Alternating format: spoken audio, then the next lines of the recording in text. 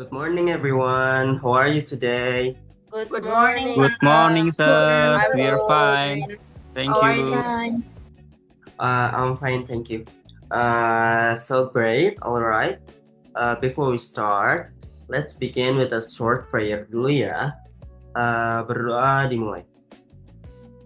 Berdoa selesai. Oke, sebelum kita mulai, Mister mau tanya dulu nih. Kalian pernah gak kira-kira pergi ke suatu tempat yang indah banget, terus bingung gimana cara ceritainnya ke orang lain pakai bahasa Inggris? Ada yang pernah? Pernah, Sir. Waktu saya ke Borobudur, saya nggak tahu gimana cara jelasinnya ke temen saya yang orang asing. Wah, that's a great example ya. Jadi, hari ini kita akan belajar exactly that, yaitu cara mendeskripsikan sebuah tempat dalam bahasa Inggris. Jadi, kita akan belajar tentang descriptive text dan melatih speaking skill kalian. So, be ready guys. Sebelum kita mulai, yuk kita lihat dulu tujuan pembelajaran hari ini. So, by the end of the day of our lesson today, I want all of you to be able to, yang pertama adalah mengidentifikasi struktur dan ciri kebahasaan descriptive text dengan tepat. Yang kedua ada produce, yaitu memproduksi kalimat deskripsi tentang famous landmarks menggunakan vocabulary yang tepat. Dan yang ketiga ada present, atau mempresentasikan deskripsi lisan tentang sebuah tempat terkenal dengan percaya diri. Ready guys? Ready, sir. Oke. Sekarang coba kalian lihat dua pertanyaan yang ada di slide ini. Question number 1, have you ever visited a famous place? Where? Ada yang mau jawab gak, teman-teman? Saya, sir. Arsya. Ya, sir. Ya, saya pernah ke Bali, sir. Wah, pantainya bagus banget, sir. Nice, Arsya. Bali memang ikonik dengan pantainya ya. Mungkin siswa lain ada yang pernah ke tempat terkenal lainnya? Saya pernah ke Prambanan, sir. Wah, Prambanan ya. Tempat yang luar biasa. So, we move to question number 2. If a tourist asks you, what does Borobudur look like? What would you say in English? Siapa yang mau coba jawab? Saya, sir. Tasya, sir. Ya, boleh Tasya. It is a big temple, sir, and it is old. Good try, Tasya. Itu sudah bagus untuk permulaan. Nah, hari ini kita akan belajar cara mendeskripsikannya jauh lebih vivid dan detail daripada itu dengan cara menggunakan adjektif yang kuat dan struktur yang tepat. So, let's go. So, let's start. Coba kalian baca definisi yang ada di slide ini. Does anyone know what descriptive text is? Teks yang mendeskripsikan sesuatu ya, sir. Kayak menggambarkan sesuatu atau orang, sir. Yeah, exactly, Arsya. So, descriptive text is a type of text that describes a person, place, or object in a detail. So, the reader or listener can clearly imagine it. Seperti yang tertulis di slide, tujuannya adalah untuk memberi sesuatu gambaran yang sejelas mungkin dengan kata-kata supaya pendengar bisa membayangkan seolah-olah mereka ada di sana. Nah, lihat juga di slide ada purpose dan focus. Purpose-nya adalah to describe and give a vivid picture, dan fokus kita hari ini adalah famous landmark, tourist destination, and natural wonders. Contohnya sudah ada di bagian bawah slide, yaitu Borobudur is a magnificent ancient Buddhist temple located in Central Java, Indonesia. Satu kalimat itu saja sudah memberi gambaran yang cukup jelas kan? Oh, jadi intinya kita harus bikin orang bisa bayangin tempatnya ya, sir, tanpa mereka harus pergi ke sana. Iya, benar sekali, Marsha. Jadi, itu adalah kekuatan utama dari descriptive text. Sekarang kita lihat strukturnya ya. Jadi, kalau kalian perhatikan di slide ini, descriptive text itu punya dua bagian utama. Yang pertama namanya identification. Bagian ini biasanya memperkenalkan tempat yang akan kita deskripsikan. Lihat contoh slide 1. Di sini ada kata-kata atau ada kalimat yang bertulis Borobudur is a famous Buddhist temple located in Magelang, Central Java, Indonesia. Itu adalah identification-nya. Kita langsung tahu what and where. Yang part 2 namanya description. Di sini kita menjelaskan ciri-ciri dan keunikannya secara detail. Contohnya, it has 9 stacked platforms, 504 Buddha statues, and stunning views of surrounding mountains. Got it so far, guys? Got it, sir. Jadi identification itu kayak perkenalan dulu, baru description-nya itu penjelasan detailnya ya, sir? Benar sekali, Marsha. Smart observation. Jadi, identification itu sama dengan introduce, dan description sama dengan detail. Simple tapi powerful. Sir mau nanya, apakah urutannya harus selalu identification dulu, baru description? Atau boleh dibalik gitu nggak? Good question, Bintang. Jadi dalam struktur baku descriptive text, urutannya memang identification dulu, baru description. Jadi, kita perlu mengenalkan objeknya terlebih dahulu sebelum mendeskripsikannya. Jadi kalau dibalik, pendengar tuh bakal bingung apa yang lagi kita bicarakan. Jadi untuk strukturnya tuh harus urut ya teman-teman semua. Sekarang Mister mau jelaskan ciri-ciri kebahasaan dari descriptive text. Ini penting banget supaya kalian nanti saat speaking bahasanya itu tepat dan natural. Coba kalian lihat slide ini. Di sini ada 4 kotak ya teman-teman semua. Yang pertama adalah penggunaan simple present tense. Karena kita mendeskripsikan kondisi yang ada sekarang, contohnya di slide ini tuh ada is, are, has, have, stands, features, looks, dan it is located in. Dan yang kedua, itu ada adjective atau kata sifat. Ini yang paling penting. Contohnya seperti magnificent, ancient, breathtaking, stunning, enormous, dan peaceful. Yang ketiga ada preposition of place, kata yang menunjukkan lokasi. Contohnya located in, situated at, on top of, and surrounded by. Dan yang keempat ada sensory language, bahasa yang melibatkan indera.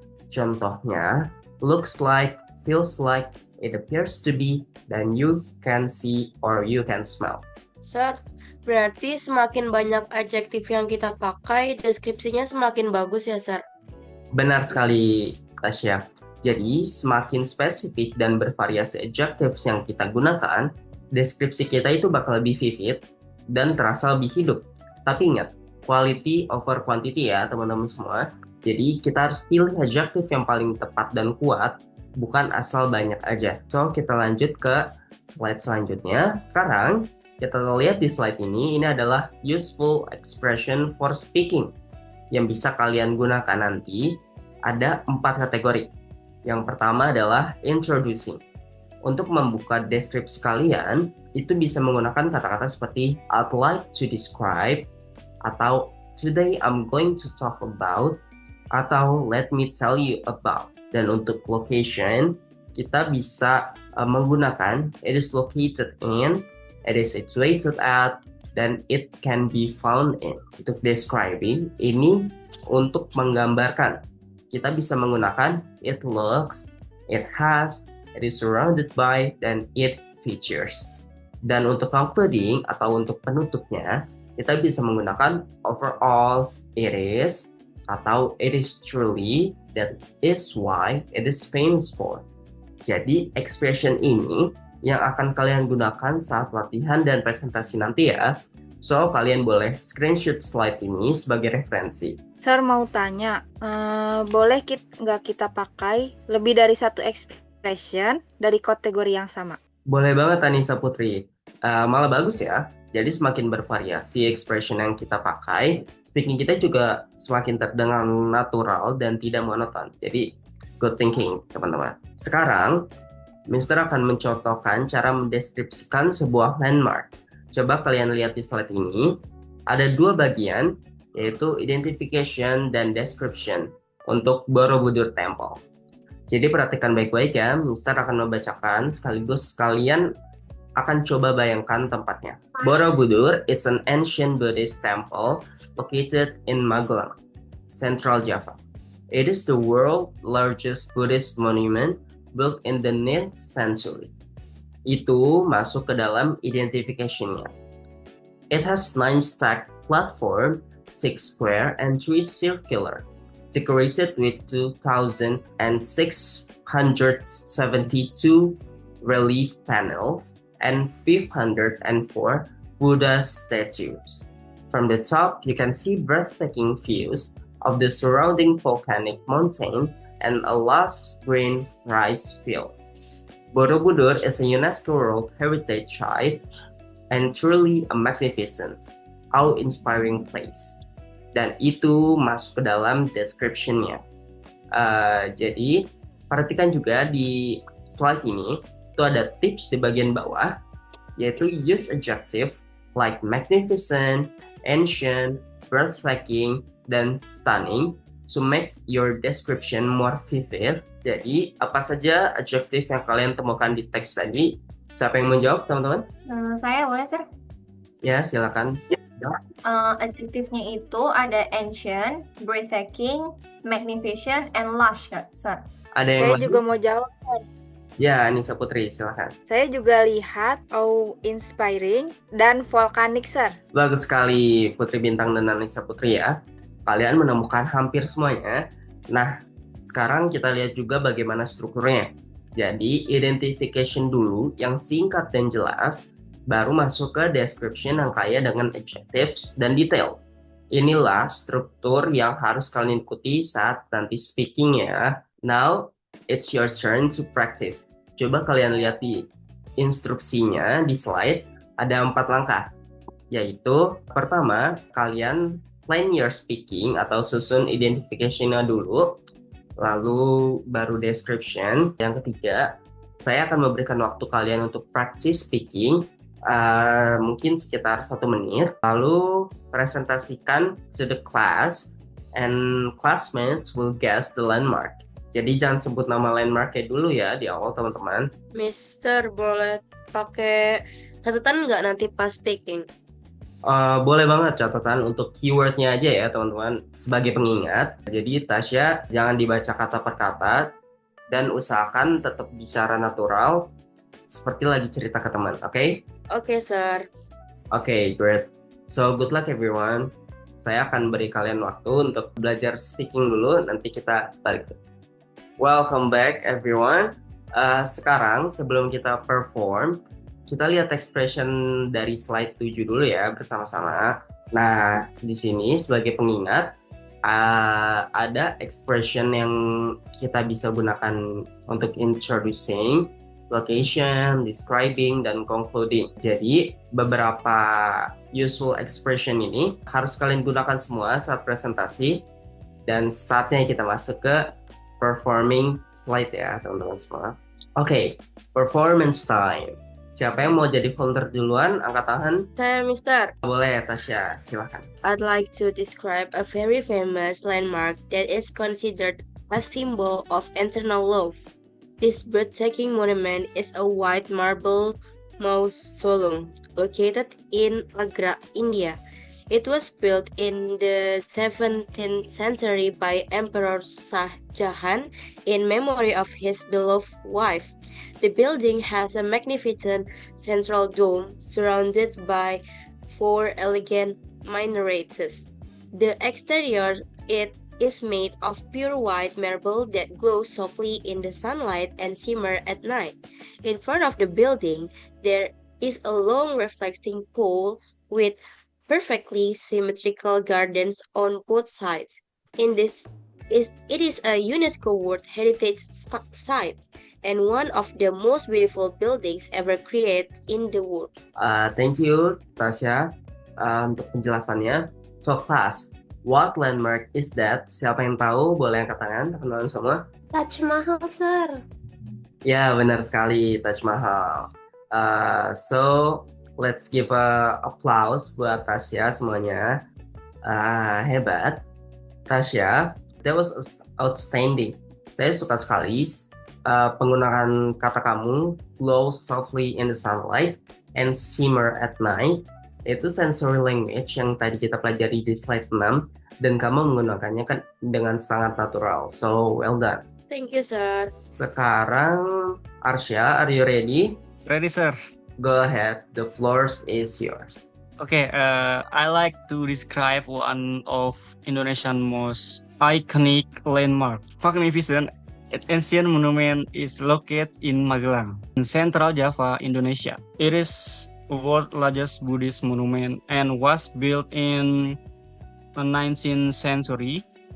The structure has 9 stacked platforms decorated with thousands of intricate relief panels, and it has 504 Buddha statues from the very top.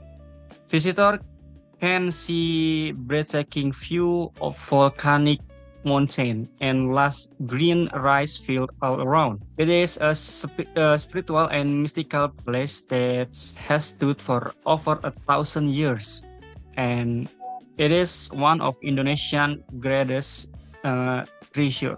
Okay, thank you Arsya. So class, what landmark is that? Siapa yang tahu? Borobudur Indonesia, sir. Borobudur Temple. Borobudur, sir, Borobudur. Yes, Borobudur, benar semua ya.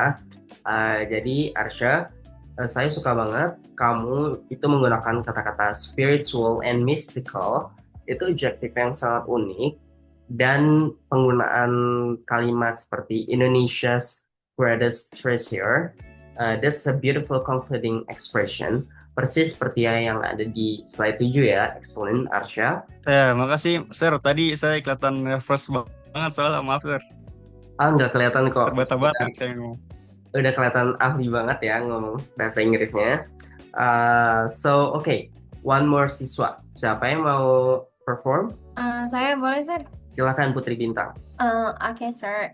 I'd like to describe a towering iron landmark situated at the heart of one of Europe's most romantic cities. This iconic structure stands 330 meters tall and was built in 1889 as a temporary exhibition, but it became so beloved that it was never removed. It has 3 levels for visitors to explore, and from the top, you can see the entire city spreading beautifully below. At night, thousands of sparkling golden lights illuminate the tower, making it look truly magical against the dark sky. It is a symbol of romance, elegance, and culture, and one of the most visited monuments on Earth. Okay, thank you Putri Bintang. So class, guess siapa yang tahu tadi monumen apa? Eiffel Tower, Tower, Eiffel Tower, Paris, sir. Sir. Exactly. Tadi juga kita sudah pelajari di slide 6. So let's give all our presenter a final round of applause. So great job everyone. Sekarang Mister mau balik lagi ke slide 8 sebentar supaya kalian bisa mengecek kembali apakah tadi kalian sudah menggunakan struktur yang benar atau belum. Coba kita lihat bersama. Tadi performance kita Putri Bintang, terusnya Tasya dan Arsya, itu semuanya mulai dengan identification yang jelas, dengan memperkenalkan what dan where, lalu langsung masuk ke description yang kaya dengan adjectives dan detail. Semua language features dari slide 6 muncul, seperti simple present tense, adjective, preposition of place, bahkan sensory language yang kita pelajari tadi. So, hebat bukan teman-teman semua? Mister, saya mau bertanya. Ya, boleh Arsya, silakan. Tadi ada yang bilang ada pakai kata below, saya lupa tuh siapa yang ini di antara siapa tuh tadi tuh. Nah, itu artinya apa ya, sir? Itu tadi yang disebutin sama Tasya ya. So, good question Arsya.